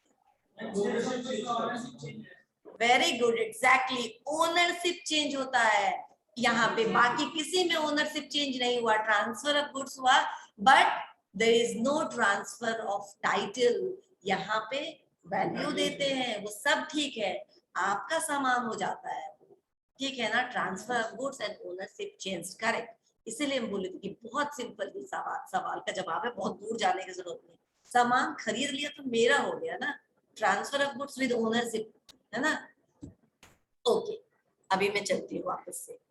तो सेल्स ऑफ गुड्स एक्ट में भी ट्रांसफर हुआ, but it also transfer the ownership और the title of the goods. तो इसमें इंपॉर्टेंट क्या है, याद रखो, जैसे मैंने बोला था ना, intention is very important in law, उसी तरह सेल्स ऑफ गुड्स एक्ट में what is important is trans title किसके पास है, टाइटल की मींस ओनरशिप, ओनरशिप किसके पास है, जिसके पास ओनरशिप है, नुकसान हुआ तो उसका, फायदा हुआ तो उसका। समझ में आया? अब हम लोग जैसे जैसे आगे पढ़ेंगे आपको समझ में आएगा इस एक लाइन का मतलब कि मैम ने ये क्या बोल दिया, नुकसान हुआ तो उसका, फायदा हुआ तो उसका, राइट? समझ में आया? आगे बढ़ेंगे तो पता चलेगा, टाइटल जिसके पास है उसी का नुकसान, उसी का फायदा, ठीक है। किसके पास है उससे कोई फर्क नहीं पड़ता है, सामान मेरे पास है या सामान दुकानदार के पास है, इससे ज्यादा फर्क नहीं पड़ेगा, ओनरशिप किसके पास है, सामान कहीं और होते हुए भी ओनरशिप मेरा हो सकता है ना, ओनरशिप जिसके पास है उसका नुकसान, उसका फायदा, ये समझ में आ गया। यानी physical position is not important in sales of goods, position of title is important in sales of goods act. Okay चलो अब हम शुरू करते हैं। ये sales of goods act obviously 1913 में बना था, ये ओवरऑल इंडिया के हर एक स्टेट में एप्लीकेबल है, जम्मू एंड कश्मीर में छोड़कर, ठीक है। हो सकता है, वही मैं बोलने वाली थी, हो सकता है जो लास्ट ईयर अमेंडमेंट हुआ, लेकिन मुझे अभी तक इसके लिए मैंने बहुत ज्यादा सर्च किया है, ये कहीं लिखा मिला नहीं कि is this sales of goods act now applicable to that particular, क्योंकि सेल्स ऑफ गुड्स एक्ट में प्रॉपर्टी नहीं आता है, ठीक है। मैंने पहले भी बताया था आपको कि गुड्स किसको बोलते हैं, जो चीजें जमीन से डिटैच की जा सके, बोला था ना आपको, थोड़ा बहुत बताया था, बहुत ज्यादा नहीं। वो फसल जो लगी हुई है जमीन के अंदर वो गुड्स नहीं है, जब हमने उसको सीवर कर लिया, उसको उसका हार्वेस्टिंग कर लिया, तब वो क्रॉप हो गया गुड्स, क्लियर। तो वो चीजें जो मूवेबल है, जो डिटैचेबल है, and actionable claim and money are not goods, right. And वो प्रॉपर्टी जो जमीन से जुड़ी हुई है वो गुड्स नहीं है, वो तो क्या है फिर, व्हाट इज मकान, व्हाट इज बिल्डिंग, क्या है वो सेल्स ऑफ गुड्स एक्ट के अंदर नहीं होती, वो ट्रांसफर ऑफ प्रॉपर्टी एक्ट के अंदर है। तो अभी जो मैंने आपको बोला कि थोड़ा सा हो सकता है कि अभी एप्लीकेबल हो, थोड़ा एक बार आप लोग खुद पे, बहुत सारे सेक्शन चेंज हुए, वही बोले कि आप प्रॉपर्टी, अब आप जम्मू कश्मीर में घर ले सकते हैं जो कि पहले नहीं ले सकते हैं, तो वो एक्ट एप्लीकेबल, बहुत कुछ एप्लीकेबल हुआ है उस अमेंडमेंट के बाद, जो 2 साल पहले 19 में हुआ था ना, 19 या 20 में, 19 में ही ना, ओके। तो उसमें जो अमेंडमेंट हुआ उसमें बहुत कुछ कवर कर रहा है, लेकिन जब ये बना था तब ये इंडिया में हर एक स्टेट में एप्लीकेबल था एक्सेप्ट जम्मू एंड कश्मीर, ठीक है। सेल्स ऑफ गुड्स में मैंने आपको क्या बताया कि contract of sale of good is the seller transfers और agrees to transfer the property in goods. अब यहाँ पे प्रॉपर्टी का मतलब है ओनरशिप, ठीक है ना, property in goods to the buyer for a price, obviously it is for certain price, free में नहीं है। हाँ, लेकिन इसका ये भी मतलब नहीं कि प्राइस का मतलब ये भी नहीं है कि आपको तुरंत पेमेंट करना है। पेमेंट फ्यूचर डेट पे भी हो सकता है। क्रेडिट होता है, क्रेडिट पे हम सामान लेते हैं, तो प्राइस अग्रीड होना चाहिए। There must be a price, ये एसेंशियल फीचर है सेल अप्रूव का, लेकिन पेमेंट इज नॉट एसेंशियल। अब समझ में आया? प्राइस इज एसेंशियल, लेकिन पेमेंट फ्यूचर डेट में भी आप कर सकते हैं। क्लियर हो रहा है? कुछ कुछ आगे आगे और क्लियर होगा। तो सबसे पहले कॉन्ट्रैक्ट एक्ट में हम क्या करते हैं, प्रॉपर्टी इन गुड्स को ट्रांसफर करते हैं from buyer to seller. Buyer कौन है तुम लोग बताओ?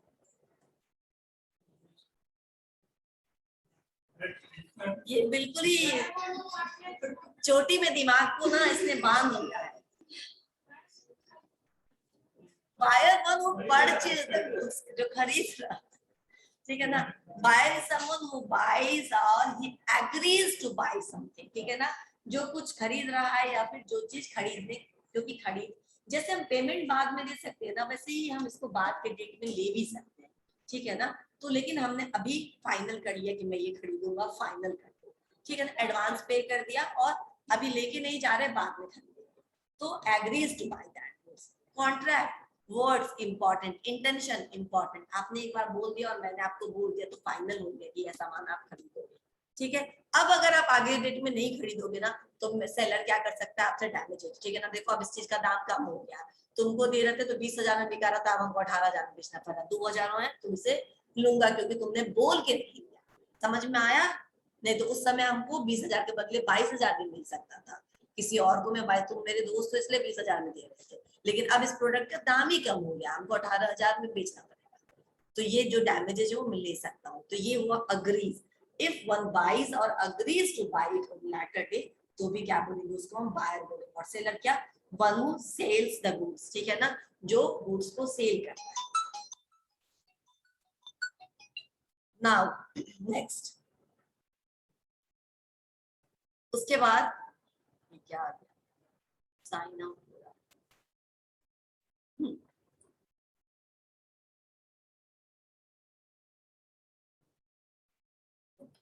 अब सेलर समझ में आ गया। गुड्स क्या है, यही मैं अभी डिफाइन करती हूँ। गुड्स क्या है, every kind of movable property other than actionable claims and money and also includes stocks. समझ में आ गया, सारे तरह के मूवेबल प्रॉपर्टी गुड्स हैं।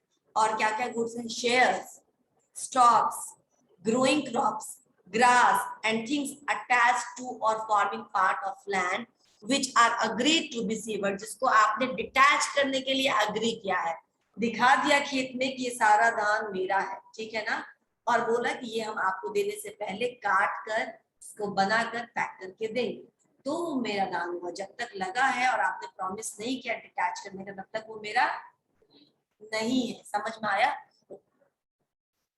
यानी कि गुड्स क्या है, ऑल मूवेबल प्रॉपर्टी, ठीक है, अदर दैन यानी एक्सेप्ट, अदर दैन मतलब except actionable claims and money, ये दोनों नहीं आएगा उसमें, हटा लो इसको। तो क्या क्या आएगा, all movable property including stocks, shares, growing crops which is agreed to be detached और सीवर्ड बिफोर सेल, राइट। वो सारे क्रॉप्स, वो सारे हार्वेस्ट, वो सारे ट्रीज जिसको, या फिर जो आम के बगीचे में आम लगे हुए हैं, फल में वो लगे हुए आम नहीं है, लेकिन अगर हम बोलते हैं कि हम सबको निकाल करके आपको दे देंगे, then that becomes detachable, detach करके आप मुझे दीजिएगा, ठीक है, पैक करके दीजिएगा, that becomes goods, ठीक है। बिफोर सेल और under the contract of sale will be considered goods. Goods समझ में आया क्या क्या है? इसमें electricity, trademark, copyright, patent, water, gas, verdict of court सभी गुड्स कहलाएंगे, ठीक है। इलेक्ट्रिसिटी भी गुड्स है, हम पे करते हैं इसके लिए, राइट। कॉपीराइट, किसी कॉपीराइट मतलब मान लो कि हमने कोई मूवी बनाई, ठीक है ना, किसी प्रोडक्शन, धर्मा प्रोडक्शन के अंदर, उसी मूवी का नाम बदल करके किसी और प्रोडक्शन ने उसको प्रोड्यूस कर दिया, तो आपने क्या किया, कॉपीराइट का हनन किया, तो वो भी क्या है, वो भी गुड्स है। अगर आपको किसी से लेना है तो आप रॉयल्टी पे करते हैं ना, जैसे कि चेतन भगत की मूवी 3 इडियट्स पे, 3 इडियट्स नहीं सॉरी 5 पॉइंट समवन पे 3 इडियट्स मूवी बनी, तो रॉयल्टी पे करनी चाहिए किसको, जो जो उसका डायरेक्टर है उसको, क्लियर, क्योंकि उसने उसकी स्टोरी ली है, यूज की है, तो इसीलिए ये सामान है ना, जब भी आप यूज करोगे मेरे मूवी को, मेरे स्क्रिप्ट को, मेरे बुक को, मेरे किसी भी आर्ट को, तो आपको क्या करना पड़ेगा, रॉयल्टी पे करना पड़ेगा। ट्रेडमार्क स्पेशलाइज्ड है, ठीक है ना, जिसका जो ट्रेडमार्क है वही यूज करेगा। अगर कोई इसको फ्रेंचाइजी लेना पड़ेगा, राइट, जैसे कि शेमरॉन है ना, बहुत सारी जगह है, किड्जी बहुत सारी जगह है, तो उसका क्या, ऐसे ही किड्जी कोई खोल सकता है बिना फ्रेंचाइजी लिए? नहीं ना, वो एक सर्टेन ट्रेड है, ट्रेड मार्क है, आप ऐसे उसको नहीं खोल सकते। तो क्या करना पड़ेगा, आपको पे करना पड़ेगा, है ना, उस लोगों को, उस नाम को यूज करने के लिए यू हैव टू पे। वो सारे रूल्स है। क्लियर? ठीक है, जितना समझाते जा रहे हैं बस उतना समझते जाओ, उससे ज्यादा समझने की धीरे धीरे समझेंगे। पर यहाँ अगर कोई कंफ्यूजन है तो अभी बोलो। एग्जिस्टिंग गुड्स, एग्जिस्टिंग, अब और क्या क्या गुड्स है ये तो आपको समझ है, बायर क्या है, सेलर क्या है, गुड्स क्या है, यहाँ तक क्लियर हो गया। एग्जिस्टिंग गुड्स का क्या मतलब हुआ? एग्जिस्टिंग गुड्स मतलब जो अभी एग्जिस्ट करता है। तो क्या कोई ऐसा भी गुड्स है जो अभी एग्जिस्ट नहीं करता है, उस पर भी कॉन्ट्रैक्ट हो सकता है? एग्जाम्पल दो।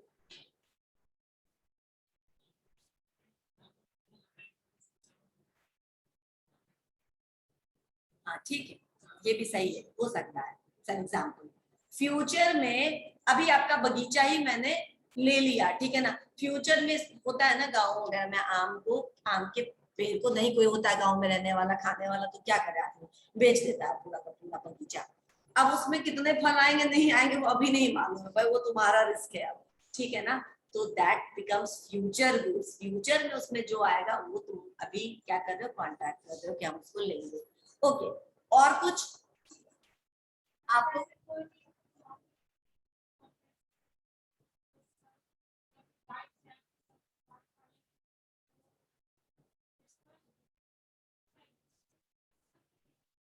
नहीं, मैं बता, जब कस्टमाइज प्रोडक्ट हम लेते हैं तो क्या कस्टमाइज प्रोडक्ट शॉपकीपर बना के रखेगा? नहीं ना। कस्टमाइज प्रोडक्ट मतलब तुम्हारे अपने पसंद का प्रोडक्ट, तो जब तुम इंस्ट्रक्शंस दोगे, जब तुम डिजाइन स्पेसिफाई करोगे, तब वो बनाना शुरू करेगा, है ना। कभी कभी रेडीमेड हम बेड ले आते हैं घर में, टेबल ले आते हैं, और कभी कभी नहीं, ऐसा नहीं चाहिए, गोल चाहिए, चौकोर चाहिए, ये डिजाइन चाहिए, तो क्या वो वही डिजाइन बना के रखेगा? नहीं, तो आप बताएंगे और वो आपको 15 दिन के बाद डिलीवर करेगा। जब आप ऑर्डर देंगे उसके बाद वो उसको बनाना शुरू करेगा। Future goods. क्लियर हुआ? यानी ऐसे भी गुड्स होते हैं जो अभी एग्जिस्ट नहीं करते, वो बाद में आएंगे, पहले आप उसको अग्री कर लीजिएगा लेने का और ऑर्डर दे दीजिएगा, ठीक है। तो एग्जिस्टिंग गुड्स क्या हुआ? The goods that are present at the time of, that का स्पेलिंग यहाँ गलत है, तुम ठीक कर लोगे, ठीक है ना, वो टाइपिंग में हो गया होगा, ठीक है। The goods that are present at the time of the contract, contract के समय में जो गुड्स प्रेजेंट होते हैं उसको हम बोलते हैं एग्जिस्टिंग गुड्स। अभी वो गुड्स प्रेजेंट है, हमारे पास है, section 6 of the act, the existing goods are those goods which are legal possession at the time of formulation of the contract, यानी कॉन्ट्रैक्ट फॉर्म करते समय वो चीज आपके बायर के, सेलर के पास है, ठीक है ना, और वो आपको डिलीवर कर सकता है, ठीक है। इसमें अब एग्जिस्टिंग गुड्स को 3 भाग में डिवाइड किया गया है, ठीक है, specific goods, ascertain goods and uncertain goods. नाम बताओ अपना फिर से। सचिन समझ में आ रहा है या ज्यादा हो रहा है? आ रहा है ना? विवेक जल्दी बताइए, समझ में आ रहा है? विवेक यस मैम। समझ में आ रहा है ना? Yes ma'am. जब भी समझ में आना बंद हो जाए बता दो, ठीक है। एग्जिस्टिंग गुड्स को मैंने बोला कि 3 भाग में डिवाइड करेंगे। One is known as specific goods, another is known as ascertain goods, और उसके बाद अनअसर्टेन गुड्स। थोड़ा इसको समझ, स्पेसिफिक गुड्स क्या? Specific goods those goods that are identified and agreed upon when the contract of sale is formed, वही goods जिसको हमने कॉन्ट्रैक्ट के समय में पसंद किया था, चुना था, वही सामान हमको चाहिए, ठीक है ना। जिसको हमने डिस्क्रिप्शन और इंफॉर्मेशन, हम ऑनलाइन कोई चीज ऑर्डर करते हैं तो हम देख के करते हैं, ठीक है, उसका डिस्क्रिप्शन भी पढ़ लेते हैं कि क्या है, प्लास्टिक है या शीशा है, क्योंकि इमेज में हो सकता है आपको पता ना चले वो क्या है। फिर किस ब्रांड का है उसका, उसके बारे में कोई कपड़ा लेते हैं तो कॉटन है, सिल्क है, रेयन है, फैब्रिक है, क्या है, सब पढ़ लेते हैं। कलर पसंद कर लेते हैं, उस पर कलर ऑप्शन दिया रहता है, ठीक है, और ये भी लिखा रहता है कि कलर में वैरी ड्यू टू लाइटिंग, है ना, वो सनलाइट में और ये लाइट में चेंज हो सकता है थोड़ा कलर, तो वो भी वो पहले ही आपको कर देता है कि आप बाद में मत भूलिएगा कि आपने जो अग्री किया था वो नहीं है ये। वही है ये लाइट, थोड़ा बहुत कलर में आपको शेड में डिफरेंस आ सकता है। That means exist specific goods are those goods जिस पर आपने मुहर लगाया है कि मुझे यही चाहिए, वो एग्जिस्टिंग गुड्स हो गया। क्लियर? बायर उसको कैसे एग्री करता है? बायर उसको देख के, उसके डिस्क्रिप्शन से पसंद करके उस चीज को लेने के लिए एग्री करता है। A buyer agrees to sell and contract is formed. ठीक है? द मोबाइल, अगर ये मोबाइल आपने पसंद किया तो ये मोबाइल क्या हो गया? अगर आपने एडवर्टीजमेंट देखा, इसके फीचर्स पढ़े और अब आपको ये मोबाइल चाहिए तो ये मोबाइल हो जाएगा specific goods, right? Next class में है, ओके। नेक्स्ट है असर्टेन गुड्स, ठीक है ना? असर्टेन गुड्स क्या होता है? नाउ ये भी स्पेसिफिक गुड्स है, लेकिन ये कैसा स्पेसिफिक गुड्स है? The specific goods which have been selected from a larger set of goods. जैसे जब सब्जी मार्केट गए हो जहाँ पे खूब सब्जी मिलता है, ऐसे नहीं थोड़ा थोड़ा जो ठेला पे रखे रहता है उसके बेच के बात, जहाँ पे खूब सब्जी मिलता है, एकदम सब्जी मंडी जिसको होलसेल, ठीक है ना? उसके पास एकदम रखा हुआ पूरा, एक रूम पे चले जाओ, आलू भरा हुआ, उसमें से आपने क्या किया? 10 किलो आलू निकाल लिया। आलू 10 किलो निकाल लिया, 5 किलो निकाल लिया और अपने झोले में उसको पैक कर लिया। जो आपने पैक किया था वो आपका क्या हो गया? असेटेड गुड्स, है ना? आपने एक बहुत बड़े लॉट में से अपना जो चीज आपको चाहिए था वो चीज आपने छांट लिया। जब आपने छांट लिया अपने लिए लेने वाला सामान तो वो आपका असेटेड गुड्स हो गया, ठीक है? यानी किसी दुकान के पास, देखो मैंने एग्जांपल यहाँ लिखा है कि if some shopkeeper has 500 apples, out of that 500 apples one decided to buy 200, तो जो ऐसे नहीं होगा 200 दे दो, ठीक है ना, इसमें से 200 मुझे दे दो, दैट इज नॉट असेटेड, ठीक है? जब आपने 200 चुन के हटा लिया, भाई निकाल लो इसमें से, ठीक है, जॉशियस निकाल लो, ठीक है, उसके पापा ने बोला निकाल लो जो तुम्हें चाहिए, सुएस ने निकाल करके अपना अलग से रख लिया, then that becomes ascertain, जो कस्टमर ने आपने लिए अलग किया है एक अच्छे लॉट में से, ठीक है ना, उसको हमने ascertain goods बोल दिया। क्लियर हुआ? ठीक है। अब unascertain goods किसको बोलेंगे? unascertain goods बोलते हैं these are the goods that have not been specifically identified but have rather been left to be selected from a larger group। ये भी larger group से आएगा। अभी 500 एप्पल में से 200 एप्पल सुयस ने खुद से निकाला था कि ये चाहिए, तो वो 200 हो गया था असर्टेन। इसमें 200 चाहिए, भेज देना, मतलब कि कस्टमर ने अपने से कुछ चुना नहीं, देखा नहीं, बताया नहीं, छोड़ दिया किस पर? At the description of the seller, ठीक है ना, कि सेलर खुद से अच्छा हमको 200 निकाल के दे देगा, तो वो क्या हो जाएगा? Uncertain goods. उसको भी छांटना है एक बहुत बड़े लॉट से, लेकिन कस्टमर ने उसमें कुछ भी स्पेसिफिकेशन नहीं दिया, बस उसने बोला कि हमको 200 भेज देना, ठीक है, दैट बिकम्स असर्टेन। यहाँ पे लिबर्टी किसके पास है? सेलर के पास है, ठीक है? क्लियर ये तीनों? Now future goods, future goods हम लोग जानते ही हैं, जो उस समय प्रेजेंट नहीं है, जिस समय कॉन्ट्रैक्ट हो रहा है, जो बाद में बनाया जाएगा एज पर योर ऑर्डर, ठीक है? कोई पेंटिंग, ठीक है ना, कोई बेड, कोई ऐसा स्पेसिफिक थिंग जो आपको अपने हिसाब से चाहिए, those things becomes future goods. जिसको पेंटर ऑर्डर लेकर के पेंटिंग बनाता है ना, वो पेंटिंग बना करके थोड़ी ना रखेगा। तुम जब बोलोगे कि हमको इस तरीके का, इस साइज का एक फोटो पेंटिंग चाहिए अपने रूम में लगाने के लिए, तो वो आपको वैसा बना करके दे देगा, then that becomes future goods, ठीक है ना? तो वैसे गुड्स जो अभी नहीं प्रेजेंट करते हैं, आपके ऑर्डर के बाद उसको बनाया जाता है और आपको वो ट्रांसफर कर दिया जाता है, तो वो क्या हो जाता है? Future goods. सेक्शन 2(6) इसमें डील करता है। कॉन्टिजेंट गुड्स, कॉन्टिजेंट का मतलब पता है तुमको? बताओ कॉन्टिजेंट गुड्स क्या होगा? कॉन्टिजेंट गुड्स किसी फ्यूचर इवेंट पे डिपेंड करेगा, राइट? जैसे हमने आपको कई बार बताया कि हमने आपको बोला था कि जो भी सामान हम मंगा रहे हैं रसिया से, उसका हम आधा या वो पूरा शिप हम आपको शिपमेंट ट्रांसफर कर देंगे प्रॉपर्टी उसका, लेकिन वो शिप डूब गया, कॉन्टिजेंट गुड्स अब नहीं कर सकते, ठीक है ना? उसके आने पर ये डिपेंड करता था ना कि डिलीवर करेंगे, तो कॉन्टिजेंट जब फ्यूचर इवेंट होने पर हम आपको गुड्स प्रोवाइड करा पाएंगे, such goods become contingent goods. उसी तरह आम का बगीचा तो बेच दिया, लेकिन कितने आम आएंगे वो मालूम नहीं है, कॉन्टिजेंट गुड्स। ये that depends upon the buyers luck, कि उसको पूरा बहुत ज्यादा इस बार बहुत अच्छा फसल होगा आम का या कम फसल होगा, ठीक है ना? हमको जो देना था हमने दे दिया। कॉन्टिजेंट गुड्स तुम जानो कि उस समय फ्यूचर इवेंट में कितने फल लगेंगे, नहीं लगेंगे। समझ में आया?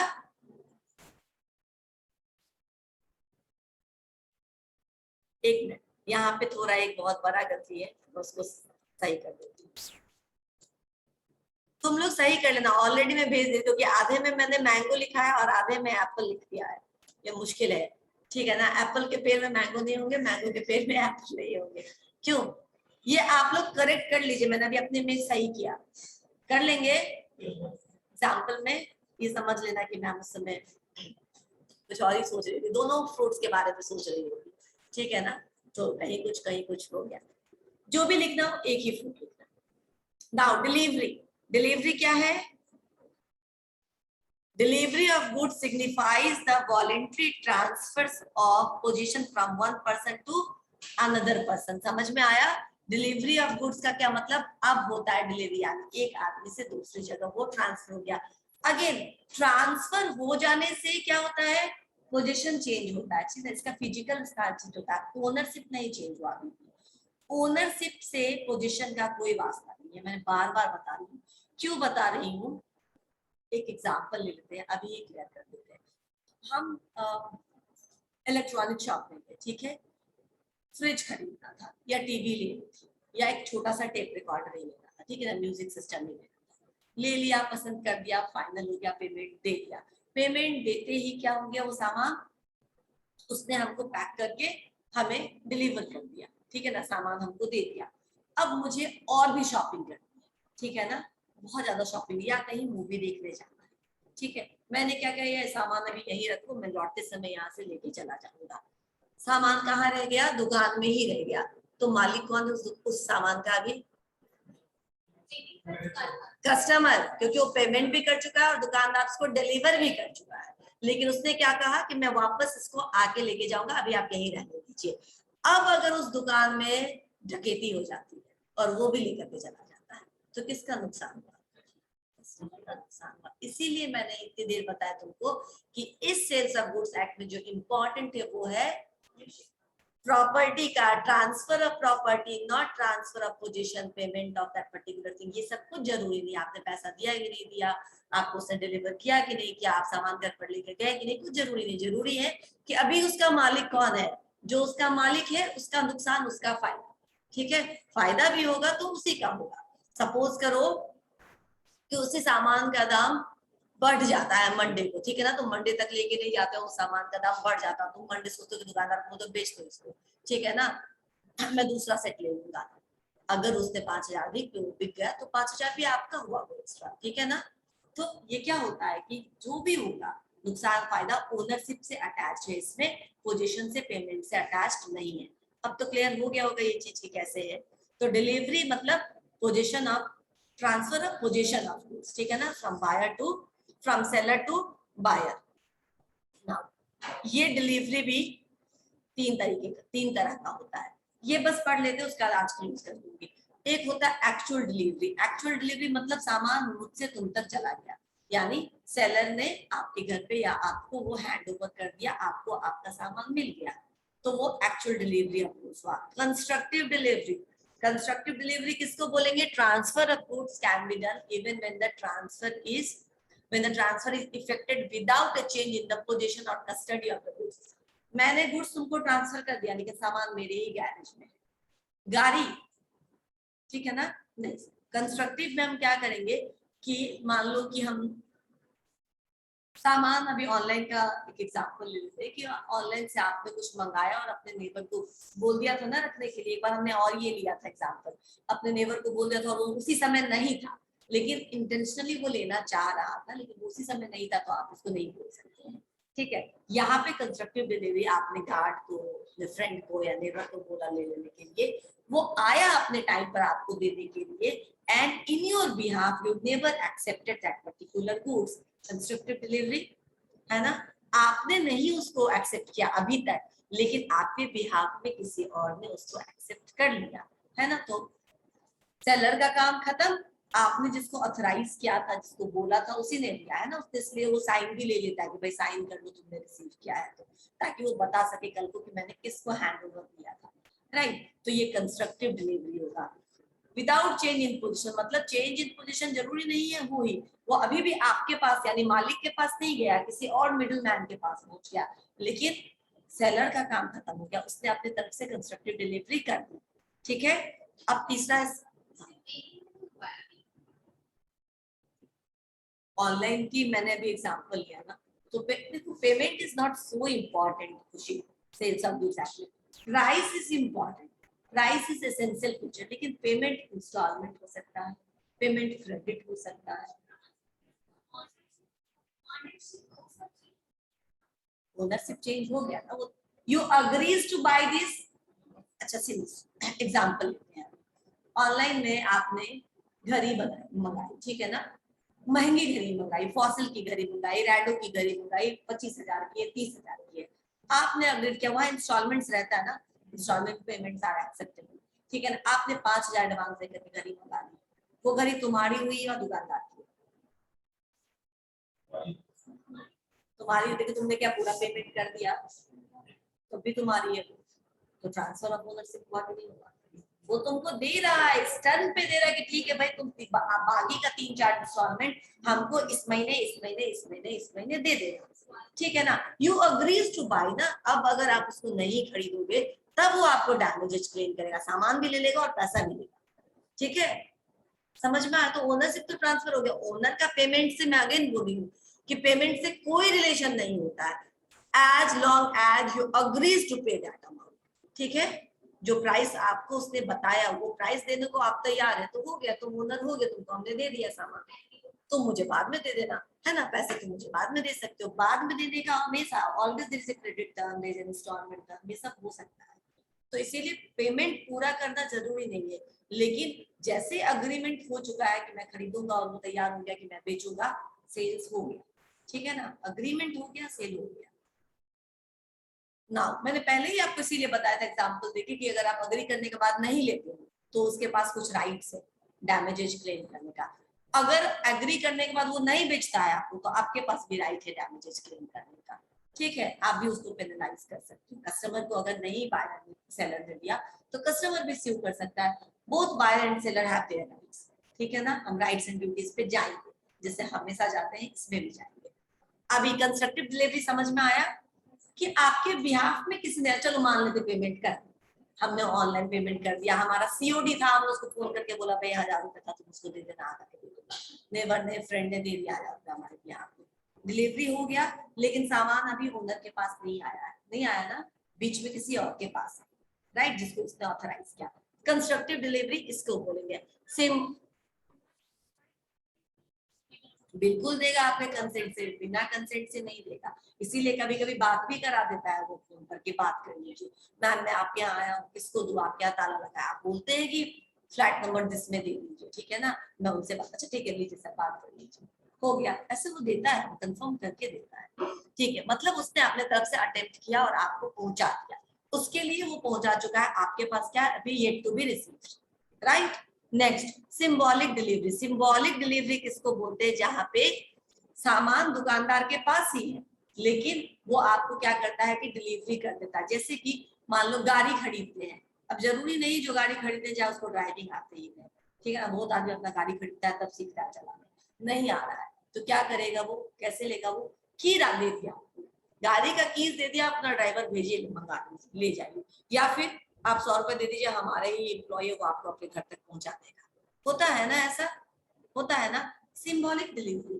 की दे दिया, डॉक्यूमेंट दे दिया उस सामान का, सामान अभी भी मेरे गैरेज में है लेकिन आपको चाबी मिल गई, आपको उसका डॉक्यूमेंट मिल गया, इंश्योरेंस पेपर मिल गया, यानी कि हमने उसको सिंबॉलिकली अपने पास से आपके पास ट्रांसफर कर दिया, आपकी मर्जी आप जब उठवा के ले जाए, अब अगर वो जलेगा, चुड़ाया जाएगा या कुछ भी होगा तो आपकी जिम्मेदारी, मेरी कुछ जिम्मेदारी नहीं है, because I have already handed it over to you.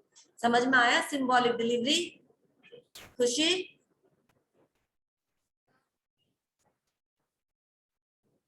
ये कंफ्यूज है यार, ऐसे कैसे हो गया, अभी तक मैंने लिया नहीं। सिंबॉलिक डिलीवरी बताती हूँ, सिंबॉलिक डिलीवरी जैसे गोडाउन में आपने सामान, अच्छा मुझे कोई गोडाउन चाहिए, ठीक है ना, सामान रखने के लिए, ठीक है, अब उसमें अभी तक मैंने सामान रखा नहीं है लेकिन गोडाउन के मालिक ने मुझे चाबी दी दी, मैं ले लूं, तुमको जब से मन भरती तुम यूज करना शुरू कर दो, अभी तक मैंने यूज करना शुरू नहीं किया, लेकिन जब मालिक ने चाबी दे दी दैट मींस उसने ट्रांसफर तो कर दिया, राइट। अभी जो तुम बोल रही हो कि गाड़ी मैंने खरीदी, मैंने पैसा दिया और मैंने बोला कि गाड़ी मुझे चलानी नहीं आती है, मैं अपने ड्राइवर को भेजूंगा, वो सामने लेकर के चला जाएगा, राइट। उसने बोला ठीक है, या आप अपना चाबी रखिए, या आप अपना डॉक्यूमेंट रखिए, आपने उसको पेमेंट कर दिया चेक के थ्रू, राइट। तो वो सामान आपका हो गया ना। अब आपकी मजबूरी है कि आप उसको अभी लेके नहीं जा रहे हो, आपका ड्राइवर आएगा और फिर वो ड्राइव करके लेकर के जाएगा। तो मैंने अपने तरफ से क्या रोका तुम्हारी डिलीवरी को? दुकानदार ने नहीं रोका ना। दुकानदार ने उसी समय तुम्हें कीज दे दी, गाड़ी की चाबी दे दी, मतलब तुम्हारा सामान है ना। जिस समय मकान मालिक रेंटर को, टेनेंट को चाबी दे देता है, तब से उसका प्रॉपर्टी है ना, तब से वो रहे या वो अभी रहे या 1 महीने बाद रहे, उसकी मर्जी। आपने इस कॉलेज में एडमिशन ले लिया, खुशी इस बात पे आते हैं समझाने के लिए, लेकिन आप पढ़ने नहीं आते, तो इसमें मेरी गलती है तुम्हारी? फी भर दिया, एडमिशन ले लिया, लेकिन क्लास नहीं आते, तो किसका नुकसान? नुकसान। अब तुम बोलो मैंने तो क्लास तो क्या नहीं, मेरी फी वापस कर दीजिए, तो होगा क्या? ऐसा होगा? ऐसा नहीं, आपको करना चाहिए था। आपने सामान खरीद लिया तो आपको सामान ले जाना चाहिए था, हम तो देने के लिए तैयार ही बैठे हैं यहाँ पे। जो भी होगा वो पहले की बात है, वही तो मैं बोल रही हूँ कि जब एग्रीमेंट हो गया तब आपने उस सामान को यूज किया या नहीं यूज किया, डजंट मैटर, ठीक है ना, वो सामान तुम्हारा। अभी समझ में आया? ठीक है। तो सिंबॉलिक डिलीवरी मतलब अगर आप कोई भी चीज को डिलीवर कर देता है सेलर बायर को एज एन टोकन कि ये सामान अब तुम्हारा हो गया, वो हो गया सिंबॉलिक डिलीवरी। ठीक है। अभ्यास, विवेक, निकिता, समझ में आ रहा है कुछ? Yes ma'am. ठीक है, बस अभी के लिए यही essential elements of sales of goods, next class में। ये छोटा छोटा सा टॉपिक है, छोटे छोटे से पॉइंट्स है, लेकिन समझने लायक पॉइंट है। रटोगे तो मे गेट कंफ्यूज, अरे सिंबॉलिक कंस्ट्रक्टिव में क्या अंतर हुआ? हाँ, वो भी तो वैसा ही है, लेकिन सिंबॉलिक में अंतर हुआ, कंस्ट्रक्टिव में अंतर हुआ, किसी और ने आपके बिहाफ में वो काम किया, सिंबॉलिक में आपको उसने कोई एक छोटा सा चीज को टोकन दे दिया उसके बदले। ठीक है। असर्टेन सर्टेन क्या हुआ? असर्टेन और अनअसर्टेन में क्या डिफरेंस हुआ? सिंपल है, असर्टेन में हमने बड़े हिप से कुछ चुना और अनअसर्टेन में हमने सेलर पे छोड़ दिया कि जो देना है दे दो, राइट। ऐसे ही कुछ कुछ पॉइंट्स है जो आपको समझना। चलिए हम आगे इसको अगले दिन बढ़ा के लेके जाएंगे। ठीक है।